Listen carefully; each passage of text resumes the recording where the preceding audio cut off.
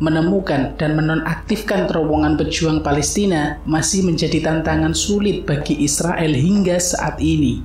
Bahkan para pejabat militer Israel merasa frustasi karena operasi ini belum mencapai kesuksesan yang mereka inginkan. Lalu, seberapa canggih terowongan bawah tanah para pejuang Hamas ini? Mari kita bahas.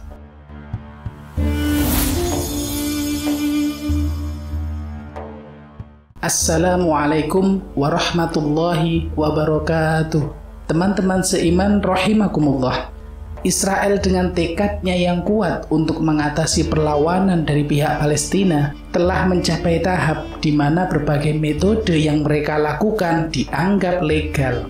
Entah itu serangan terhadap tempat-tempat ibadah, rumah sakit, maupun area pengungsian. Dan kini telah berkembang hingga upaya terbaru tentara Israel untuk membanjiri terowongan bawah tanah pejuang Palestina dengan air. Strategi ini telah memicu dukungan sekaligus kontroversi. Didukung karena terowongan yang terbentang di sepanjang jalur Gaza itu diyakini sebagai tempat persembunyian dan titik strategis dari para pejuang Hamas. Tetapi juga kontroversi sebab berkaitan dengan dampak besar pada lingkungan serta terdapat tawanan Hamas yang berada di terowongan bawah tanah tersebut. Meskipun begitu, rencana tersebut masih sebatas ide karena Israel menyadari bahwa pelaksanaannya mungkin tidak akan berhasil. Namun yang menarik di sini adalah kurangnya reaksi berarti dari para pejuang Hamas terhadap strategi tentara Israel ini. Meskipun strategi ini terlihat sebagai langkah besar yang dapat berpotensi menimbulkan bencana besar, tetapi kelompok pejuang Hamas masih tetap tenang. Bahkan mereka tidak begitu merespon strategi tentara Israel ini, sehingga menimbulkan pertanyaan, seberapa efektifkah terowongan yang dikembangkan oleh pejuang Palestina ini hingga membuat tentara Israel begitu ingin mengincarnya. Para ahli berpendapat bahwa upaya menghilangkan jaringan terowongan ini merupakan tantangan yang berat bagi tentara Israel.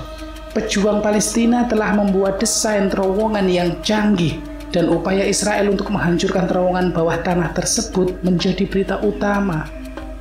Terowongan ini yang dibangun oleh pejuang Palestina selama bertahun-tahun merupakan elemen yang sangat penting dalam operasi mereka.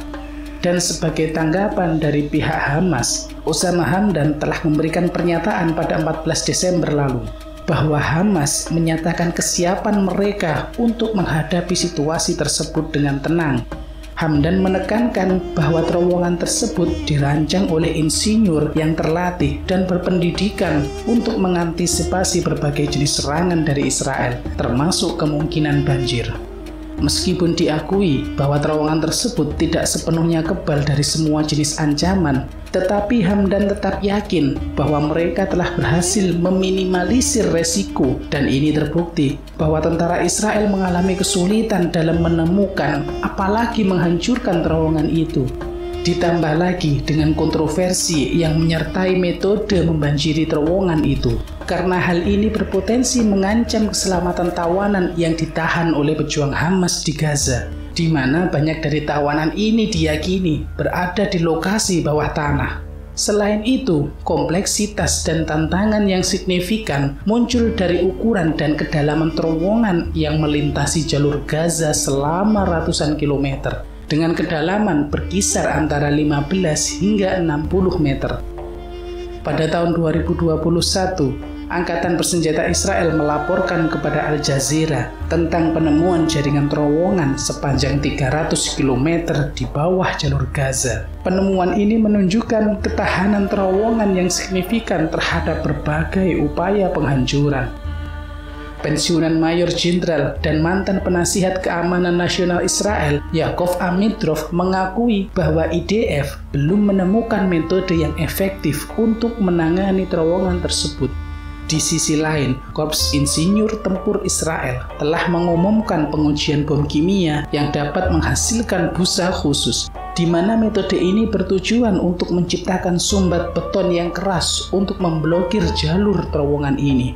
Namun masih terdapat ketidakpastian mengenai keefektifan dari metode ini, terutama selama insiden yang terjadi pada saat pengujian metode ini. Teman-teman seiman sekalian, menghancurkan terowongan di Gaza merupakan tugas yang kompleks dengan berbagai metode yang lebih dari sekedar meletakkan bahan peledak di pintu masuk terowongan. Untuk menghancurkan terowongan secara efektif dan permanen, diperlukan penggalian lubang yang dalam di dinding maupun di atap terowongan. Kemudian lubang tersebut diisi dengan bahan peledak lalu meledakkannya. Namun untuk saat ini, strategi ini dianggap tidak praktis, terutama selama konflik bersenjata yang tengah terjadi. Al Jazeera menyatakan bahwa angkatan bersenjata Israel masih perlu menemukan sebanyak mungkin pintu masuk terowongan dalam sistem yang diperkirakan memiliki panjang hingga 500 km, di mana sistem ini kemungkinan mencakup puluhan ribu akses pintu masuk. Dan sangat penting untuk memahami bahwa sebagian besar terowongan memiliki pintu masuk di kedua ujungnya, yang berarti beberapa pintu masuk selalu terbuka. Setiap kali menemukan poros vertikal yang sering digunakan sebagai pintu masuk, lokasinya perlu dicatat dan dilaporkan kembali ke unit di permukaan yang bertugas menjaga keamanan area tersebut. Jika terowongan berada di wilayah yang tidak dikendalikan oleh angkatan bersenjata Israel, maka mereka harus mengendalikan wilayah tersebut terlebih dahulu.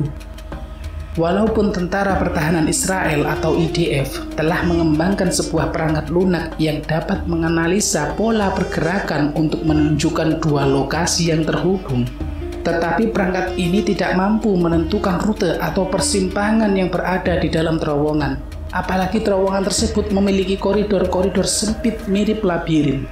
Secara praktisnya begini teman-teman, angkatan bersenjata Israel menganggap bahwa terowongan tersebut tidak memiliki perlawanan. Namun anggapan ini tidak realistis, mengingat kemungkinan adanya perlawanan intensif dari pihak Hamas, di mana sebagian besar terowongan-terowongan ini dilengkapi dengan perangkap yang berisi peledak yang dapat diaktifkan dari jarak jauh. Ditambah lagi, perangkat peledak ini memiliki detonator khusus yang akan aktif secara otomatis setelah merespon perubahan cahaya, getaran, suara, gerakan, atau peningkatan kadar karbon dioksida yang menandakan kehadiran manusia. Jika perangkat peledak ini aktif, maka ledakan yang terjadi dalam terowongan akan jauh lebih mematikan dibandingkan dengan ledakan di permukaan. Hal ini dikarenakan efek dari ledakan yang mampu menyebar lebih cepat dan menghabiskan oksigen dalam terowongan, sehingga akan menyebabkan kematian akibat asfiksia. Teman-teman seiman sekalian, untuk memetakan terowongan ini, pasukan Israel harus memasuki terowongan tersebut dan menghadapi berbagai resiko yang besar. Dalam melaksanakan operasi ini, kemungkinan mereka akan menggunakan kacamata inframerah untuk beroperasi dalam kegelapan, menggunakan perangkat GPS, tetapi tidak akan efektif karena sinyal satelit tidak dapat menembus tanah. Sedangkan komunikasi menggunakan radio juga tidak mungkin dilakukan. Tetapi mereka masih dapat menggunakan telepon lapangan, di mana teknologi ini merupakan teknologi lama atau jadul yang mengharuskan tentara untuk membawa gulungan kabel dan menghubungkannya sepanjang perjalanan yang akan menambah kesulitan-kesulitan mereka. Bahkan tanpa perlawanan dari Hamas pun, mereka harus berhenti di setiap persimpangan untuk mengevaluasi arah setiap cabang-cabang terowongan itu. Kesulitan tentara Israel dalam usahanya untuk menghancurkan terowongan pejuang Palestina ini menjadi hal yang masuk akal dan berkelanjutan. Sedangkan sikap Hamas yang terlihat tenang menghadapi ancaman ini mungkin dipengaruhi oleh beberapa faktor, terutama strategi pertahanan mereka dan kemampuan adaptasi terhadap pola taktik serangan dari tentara Israel. Teman-teman seiman sekalian yang dirahmati Allah, itulah kecanggihan terowongan bawah tanah Gaza yang sulit dihancurkan oleh tentara pertahanan Israel atau IDF.